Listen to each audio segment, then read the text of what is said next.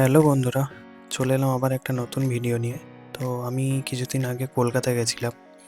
তো সেটারই ভিডিও। কলকাতাতে সেদিন ভীষণ বৃষ্টি হচ্ছিল এবং কলকাতা পৌঁছেই প্রথমে মেট্রো ধরার জন্য চলে গেলাম আমি। হাওড়া স্টেশন থেকে মেট্রো ধরলাম।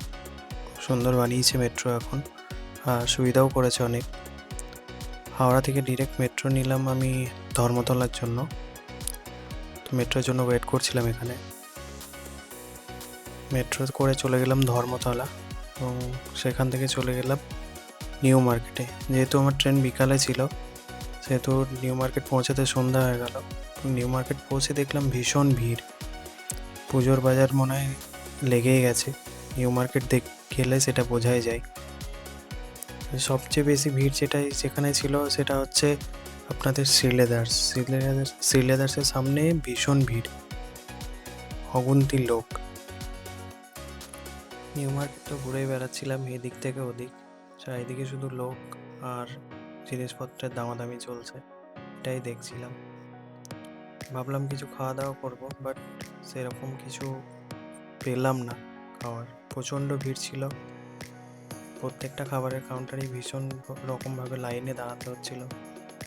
সেই জন্য স্ট্রিট ফুডটা স্কিপই করলাম। এ প্রান্ত থেকে ও প্রান্ত হেঁটেই বেড়াচ্ছিলাম, ভিড় দেখে বেড়াচ্ছিলাম।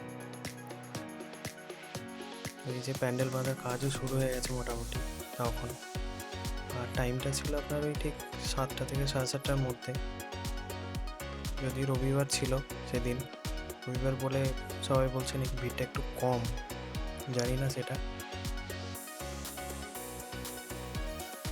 ঘুরতে ঘুরতে বেশ কিছুটা টাইমই হয়ে গেছিলো, প্রায় 9:30টার কাছাকাছি হয়ে গেছিলো। খিদেও পেয়েছিল ভীষণ। তো এবার ফেরার পালা। দূরে তখনই চোখ পড়লো ওই যে দুই স্পাইডারম্যান বসে সবাইকে দেখছে, কিন্তু এটা ভীষণ মজা। বরাবরই গেলে এটা দেখতে পাওয়া যায়। এরপর রুমে ফেরার পালা। হাঁটতে ভালোই লাগছিল, রাতের কলকাতা একটা আলাদাই লাগে। তো একটা মার্কেটের ভেতর দিয়ে হেঁটে হেঁটে যাচ্ছিলাম রুমে। হাঁটতে হাঁটতে রুমে পৌঁছে গেলাম আপাতত।